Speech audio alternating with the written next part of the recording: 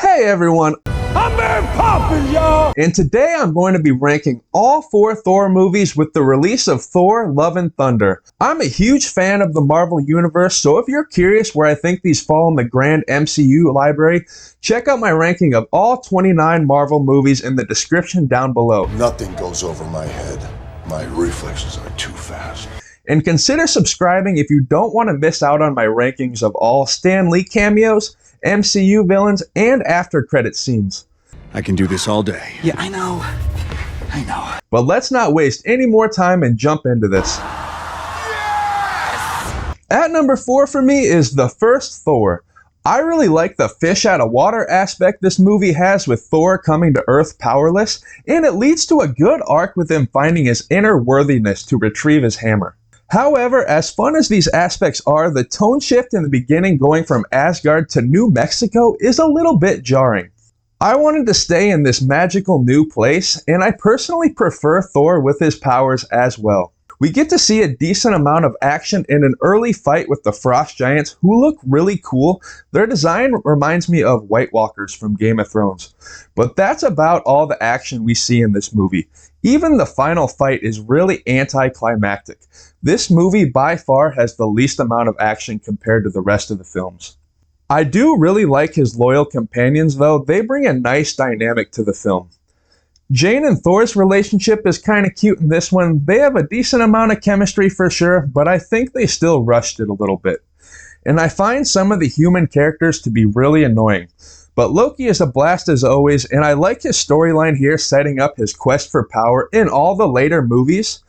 Coulson gets a ton of screen time in this movie, and you gotta love that. He's one of the best side characters in the whole MCU, and it always bummed me out when he died in the Avengers. There's some fun world building in this one with S.H.I.E.L.D. and early Asgard, so there's nothing really wrong with this movie. I'm just not a fan of all the decisions they made, and I think they were still trying to figure out the best tone for Thor as a character. I wanted a little bit more fun and emotion, especially this being a Thor and Marvel movie. In the third spot for me is Thor: The Dark World. This movie builds off the first Avengers film nicely. I really like how compared to the first Thor, we get a lot more of Thor being a badass here. It starts with a bang, and the end battle is a ton of fun. There's epicness and weight within all the action. I think they also started to figure out Thor as a character a little bit more here. He's a lot more likable compared to the first. There's also a fair amount of emotion here with Thor's mom's death along with Loki's fake death. Even though we all know he's alive, I always forget about that for some reason.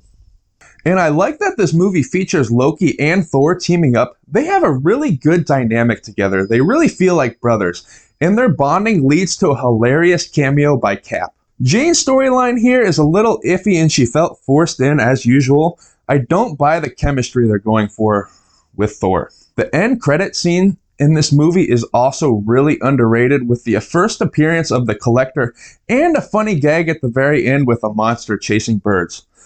A big negative for me though is the villain Dark Elf Markeith. He was really weak and unmemorable. I'm not even sure how to say his name. He brought some intense stakes, but he was overall a little bit boring. All in all, I think this movie gets a lot of hate, but it's not all deserved in my opinion. If all the other MCU movies weren't quite so epic, this one might hold up a little bit better. It's far from top tier Marvel though. In second for me is Thor Love and Thunder. The most recent entry in the MCU did not disappoint me at all. It was a little sad to see the Guardians go so soon, but that was no surprise to me at all. I think this film did an excellent job at balancing the humor with the intense drama. I was impressed with how well the light and dark themes work together. My favorite thing about this film by far is the villain played by Christian Bale. He did an absolutely amazing job. He is one of the best character actors around today for sure. His design was super creepy. It was like the Joker and Voldemort had a baby. He managed to be horrifying yet kind of funny at the same time, and I really loved his backstory. He's super sympathetic. One of the best big bads in the whole MCU in my opinion. I really like that Korg gets a bigger role in this one, and his fake out death had me feeling like I died. But the way he was brought back was glorious. And I can't wait to see what happens with his rock baby. I really hope they don't forget about that one. Zeus was ridiculous and annoying, but I like the way they set up the future MCU. Very ballsy adding gods into the plot, and I think they pulled it off well. Jane's storyline yet again felt a little bit forced, but I like the way they actually made it pay off in this one. Her death was really satisfying, but it just kind of bugs me to see her with Thor's hammer. That's his baby. And I really feel bad for Thor. Enough lost for this guy already. But at least they gave him a kid. But that honestly seemed a little bit forced as well, but they did set it up, so I'll give it a pass.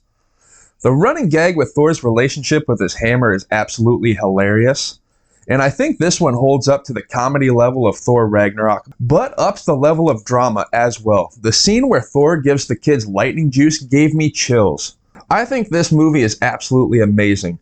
Check out my full 29 movie MCU ranking if you want to see where it lands in the big picture. In first place is Thor Ragnarok. I loved so many things about this film. It's hilarious, emotional, and so much fun.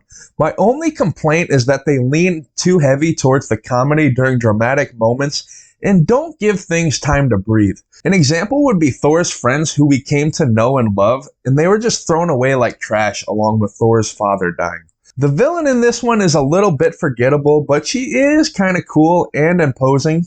But other than that, it's all positives for me. The comedy and action are both on fire in this one, leading into an ending that is epic and tragic, knowing what happens to the Asgardians next with Thanos blowing up their ship.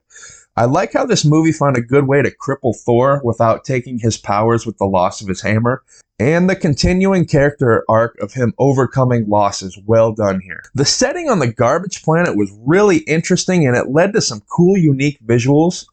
I think Bruce Banner / the Hulk is at its very best here. The balance they find works great. He's so badass yet hilarious. And I love the dynamic between him and Thor. Loki joins the show here as well and has one of the funniest lines when his brother gets smashed. Yes! That's how it feels! I'm just a huge fan of the sport. There are just absolutely so many great side characters in this one. Korg is amazing, as is Tessa Thompson as Valkyrie. Jeff Goldblum is having a blast chewing the scenery here, and I love it. The soundtrack kicks some ass with the classic rock. This movie just has so much energy, and I'm not sure how you can't have a good time. Alrighty, that'll wrap this one up for me. Thanks for watching, everyone. Please like and subscribe if you like what you see. I would really appreciate it. Have a good one, everyone.